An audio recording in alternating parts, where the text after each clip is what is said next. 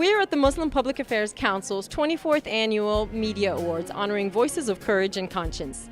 This year, MPAC honors 3 works from the film world. The HBO documentary, The Newburgh Sting, about the FBI's entrapment of 4 African-American Muslims and a terrorist plot. Camp X-Ray, a film about an unlikely friendship between a guard and a detainee at Guantanamo Bay. And Selma, the film about Martin Luther King's march from Selma to Montgomery, Alabama.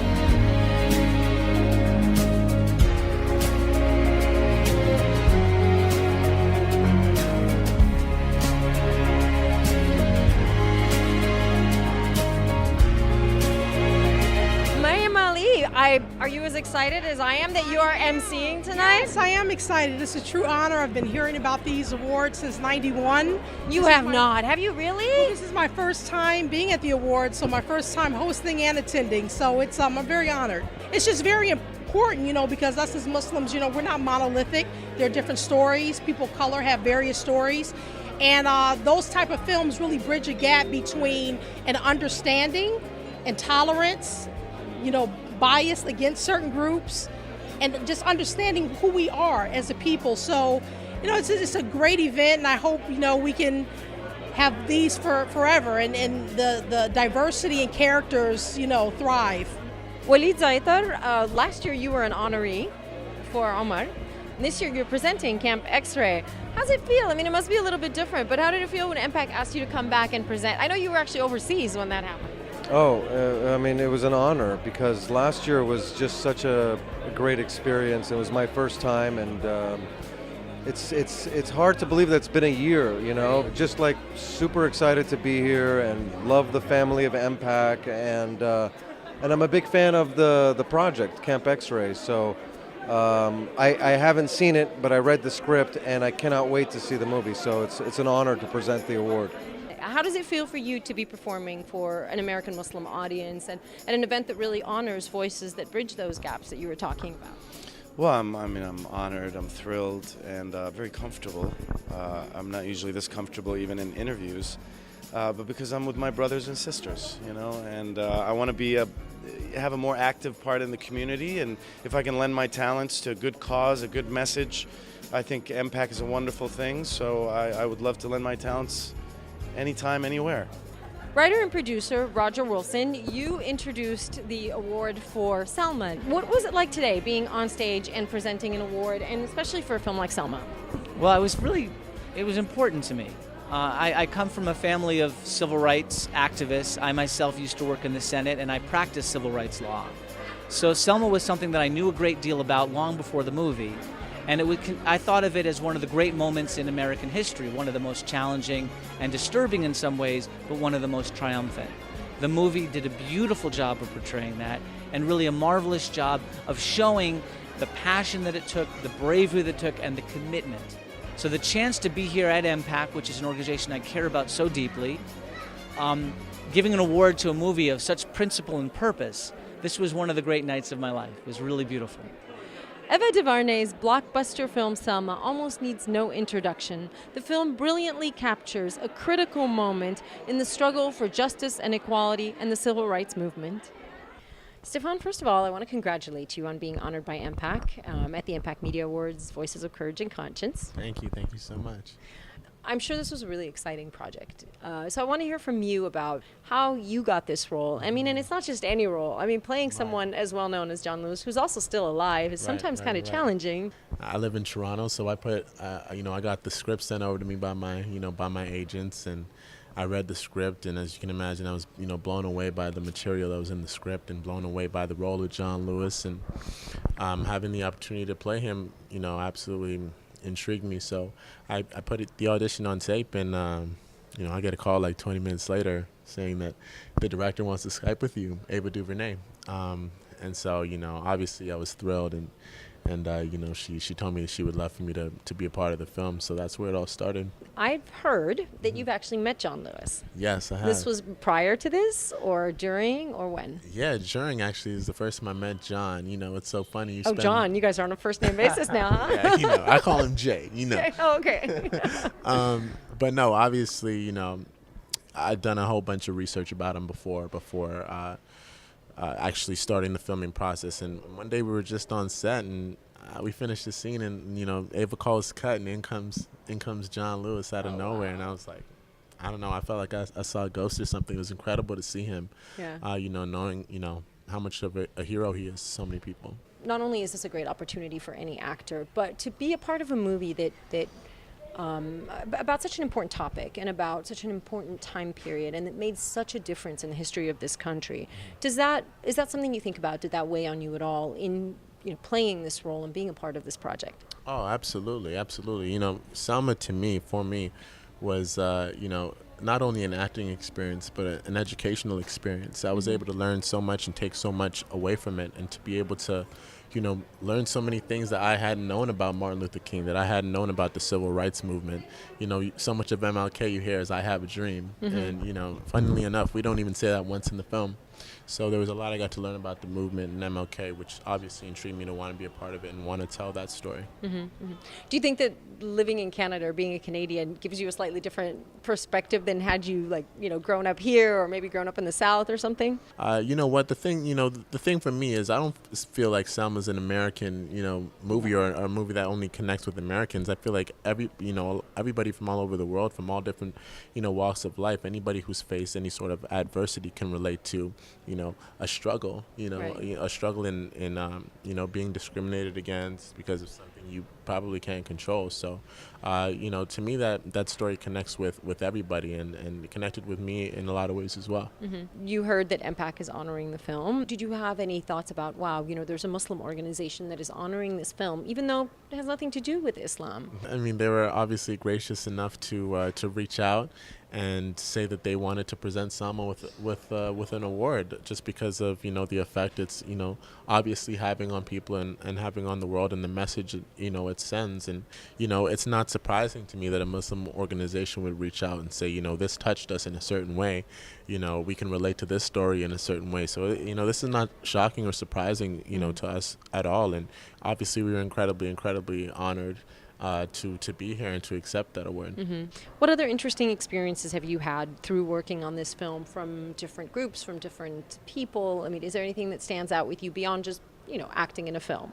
Yeah, I mean, for me, I think the biggest thing is just how it's resonating with audiences. For me, I have like 12 and 13-year-old kids coming up to me and saying that that they were able to learn something from the film and take something away from it. We have these young kids who are learning about this, who are soon going to be the leaders of our world. So absolutely. That's amazing. That to me is the most touching and fulfilling thing as an actor. And I think it's very different to read about something in a history book, in history class, and you're like, yeah, okay, I'm in American history. Exactly. And to go to the movies and see it, and see it with such amazing actors portraying these people and bringing them to life for you. Where do you go from here? What are your thoughts? I mean, after being in such a film like this, what does a young actor at 22, where does he think, I know, where do I go from here? I made a movie with Oprah. I don't know. I know, right? But no, it's obviously, to me, I just see this as the beginning, the beginning of so many other great opportunities and great things to come. I've just been so lucky in this short career to do what I've been able to do and be a part of what I've been able to be a part of. So I'm just going to, keep trying to go after those roles, those challenging roles, those, stories that, affect positive change and can evoke emotion in people and inspire people. Thank you so much, and congratulations again. I'm looking forward to seeing you up there on the stage. I receiving appreciate the it. honor. Thank you so much. Thank you. The documentary film The Newburgh Sting by husband and wife directing team David Heilbrenner and Kate Davis relies primarily on FBI footage to follow the Bureau's fabrication of a terrorist plot involving 4 African-American men in Newburgh, New York. Kate Davis and David Heilbrenner, the filmmakers of The Newburgh Sting, which is being honored tonight by MPAC at the Media Awards. First of all, I want to congratulate you both. I know, David, that you sought out this story and you heard about it and you decided to make this film. So tell me about how that whole process happened. Well, I used to be a prosecutor a long time ago, and an old law professor of mine said you've got to look at what's going on with the FBI spreading Islamophobia around the United States. And what made Newburgh amazing is that all of it was recorded by the FBI on tape, and so we could really depict in the film, what actually happened. But I would think that they would be slightly reluctant to have the public see this material. I mean, it is somewhat not it doesn't quite fit the image that they have portrayed this case as. No, the last thing the FBI wants is for the public to see this, because it runs directly contrary to the story they've been selling to the public ever since the day they arrested these four terribly, pathetic guys. The FBI told the public, we've busted a Muslim terrorist ring that tried to bomb synagogues and shoot down military aircraft with Stinger missiles. Yeah. And the reality is, these were four people they bribed into committing a crime of the FBI's own creation. There was no ring. They weren't Muslim. They were not terrorists. The last thing the FBI wants is for you to see these tapes. We were digging around, as David said, for a story, and this one seemed like the most outrageous clearest case of entrapment that we knew. And it also was a highly celebrated case because it's Riverdale in the Bronx. It's pitting Jews against Muslims. And I also didn't realize until we got deep into the film that this kind of thing, this targeting of Muslims in particular, happens all the time. This was just one story of many that is served up to the public as, our law enforcement doing the best job it can to keep us safe, while in fact they're lying to us. When you guys were done, what was the thought after that? Like, wow, now we've made this thing. What do we do now to get the maximum impact for people to actually be aware of what's going on? Impact is exactly the word. We went out of our way we spent 6 months, fundraising in order to mobilize all the civil rights groups in the United States to press Congress to do something about this. We had the ACLU, the Human Rights Watch, even the Cato Institute, who's even though libertarians though they are, they hate over a zealous government. And I have to say, it actually worked. In October, I testified before the U.S. Senate at a closed briefing, showed clips of the film to a sold-out house, and got a tremendously positive response. Now, I will never get the satisfaction of hearing the FBI say, "I'm sorry, we'll never do this again." But I hear sort of through the grapevine that I think we actually hit them, hard, and they are dialing back this kind of outrageous conduct. These are real human lives, and that's Yeah. one thing we wanted to do with this film, is to humanize everybody involved. The sort of fallout of this practice is enormous. It has real ripple effects that reverberate throughout the country. It's not just for individuals, poor African Americans who lost their lives, but also their families, have really lost their loved ones, and so we work with that. And also, the Muslim community is damaged. The Meshche in Newburgh is now sort of thought of, thanks to the media. Well, I'm sure as they're stigmatized, Right, it's really hard on them, and for them to come out and be a part of this film was brave. They did it not because they wanted to again flag the point that they were targeted by the government, but because they thought the truth just has to be known. So you were talking about mobilizing nonprofit organizations and so on, and civil liberties organizations and so on. So, what kind of effect has that had? And then ultimately being honored by MPAC, I'm sure it's a kind of a rewarding feeling to at least have some acknowledgement of the fact that you are doing this amazing work, and not even for your own personal community. And as a matter of fact, we were just talking about, it possibly having negative repercussions on you guys. Yeah. Well, I hope it's has a galvanizing effect within the Muslim community, that it's safe to speak up. It's important to speak up. We're at a time in history with Ferguson, with Baltimore, with Eric Garner, where law enforcement is looking worse and worse and worse in the eyes of the public. Our film is, in a sense, part of that trend of pulling back the veneer of dignity that they have and showing there's really a lot of dirty tricks that go on. And it's okay to complain, and it's okay to speak up and speak truth to power and be counted. We interviewed a former assistant director of the FBI who's a I did true see believer. him in the film, yes. And what he said was, I found deeply chilling, because he said it as if this was obvious. He said, we can't go to Congress and say we're winning the war on terror and everything's going well. They'll cut our budget in half. So we have to keep fear alive. And, but to say that with a straight face to a documentary filmmaker who knows perfectly well what our film was about is scary, that is the known agenda and acknowledged by a former assistant director. So I used to think of this as the stuff of like conspiracy theory and the internet and far left. But Right. The shocking thing in making the film is that it is incredibly mainstream. Well, once again, I am so glad that you guys did make this film, and I think it's important, and I really hope more people are able to see it. I congratulate you on making the film and being brave enough to do that. I congratulate you on being honored by MPAC and, being voices of courage and conscience. Camp X-Ray is the directorial and writing debut of Pete Seller. The film stars Kristen Stewart as a guard at Guantanamo Bay who begins to get to know one of the detainees, played by Payman Moaadi. Through getting to know him and through their interactions, she begins to realize that the world is not quite as black and white as she previously saw it. Pete Seller, the director and writer of Camp X-Ray. First of all, congratulations on being honored by MPAC. The first thing I want to ask you is, where in the world did this story come to you? What in the world made you decide to sit down and write this particular story? I've always been kind of thinking a lot about the 9/11 and the World Trade Center attacks and how that was this kind of big moment in at least my life and I think everyone's lives. And I feel like it never really got addressed in any way. And so then after that, there became this weird gulf and this kind of divide between the East and West that was all kind of wrapped up in that. And it's just, I was always wanted to kind of scrape up and dig into that feeling and why that thing was there.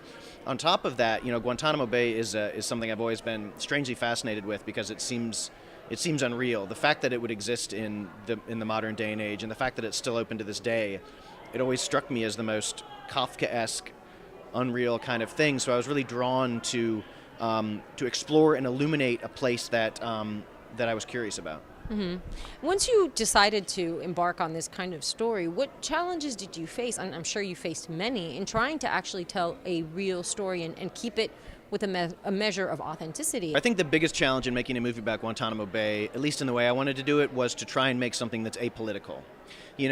There is so much that's out there and so much that's been said about Guantanamo Bay, but almost all of it has an agenda and almost all of it very easily veers into the realm of propaganda. Absolutely. And there's two sides to it, which is like, these detainees should all be freed, and the other side is saying these people are evil monsters, and the army is right. But I wasn't really interested in any of that. I wanted to make a deeply human film and try and find a way to cut through all of that noise and tell a story about something deeper, not about politics, but about people instead. I mean, you brought up a point, which is the fact that the topic of Guantanamo in general is very polarizing, and you and I were chatting about the film as a result has been very polarizing. People react to it very differently. So I want to talk a little bit about the reactions you've had to the film and whether that was a concern of yours going into it, and what's happened since then. It was never a concern of mine. I mean, going into it, I knew that it was kind of a hot button issue. I mean, that's part of the reason I was attracted to it. I feel like if I'm going to make a film and spend all of this creative effort and energy and put my soul into this thing, I want it to be about something that matters, about something that has value, something that is important. And so I wanted to take on a subject that people were kind of scared of talking about. In terms of the reaction, it's been very interesting because it's like a mirror, it reflects what people bring to the movie, you know what I mean? And so there has been some reaction where people that are very offended that we would dare to try and show a detainee as a human. And then there are other people on the other side who say that maybe the film didn't go far enough to convey, the plight of these detainees. So it's been interesting. The reactions really run all over the map, although the ones that I'm most satisfied with are people who really understand, I think, the intention of the film, which is to not pick a side, but to really just focus, as I said, on two people stuck in this situation that they can't get out of. As far as all the cultural and the religious nuances and so on, I mean, we were talking a little bit before about your concern about getting everything right. So I want to talk a little bit about that, and I know that MPAC played a role to a certain extent in that as well. Yeah, absolutely. MPAC was actually very, very useful. It was interesting, because going into this was a very small film, and I am just a white guy from the middle of America, and so my frame of knowledge is very limited, and I knew that, and I knew that we needed some help to portray both sides of this thing correctly, because that was the whole point of the film, is to not add any more lies or any more spin to what it is, and try and just present things in a very stark and realistic way. And so Suhad and MPAC were very helpful in reading the script and engaging. It was great because you have the fear that you don't want someone just telling you what to do in the film, but they came from such a wonderful place of cooperation and engagement and conversation, which is what the whole point of the movie is about anyway, is to get two sides that maybe aren't from the same place to talk about these things and have that conversation. So it was very helpful in shaping the characters, a little bit of the language, and just a lot of little cultural, and some of this, of course, a lot of the specifics of of the religious practice, the prayer, all of those things. So that was important to me, and MPAC was a huge help with that. Yeah. Now, I mean, you were telling me that there have been some, negative reactions, even especially from people who haven't seen the film, but just kind of judging it as, how could you humanize a detainee? But you also told me about a really interesting thing, which is that you got approached by a real live guard or a former guard from Guantanamo, which is amazing. Yeah, it's been interesting. There have been a handful of ex-military people that have approached me at various stages. We had a woman after the screening at Sundance who told me how incredibly, who was a guard, and told me how moved she was by the film and how it captured this strange piece of her life that she kind of wasn't able to verbalize. And then similarly, I had there was a guy that reached out to me who had actually made friends with a guard had made friends with a detainee in Guantanamo Bay, and reached out and said that the film in some strange way really helped to heal him, which honestly was the only review that ever really mattered. When he said that to me, I was like, well, that's the only thing that really mattered. And it sounds cliche to say it, but when you get reactions like that, or other people that are deeply and sincerely touched by the film, it's like, if you can touch one person, that's really all that matters, I want to congratulate you once again on being honored by MPAC, and congratulate you on the film. I loved it, and wish you luck on all of your upcoming projects. Thank you. Thank you so much.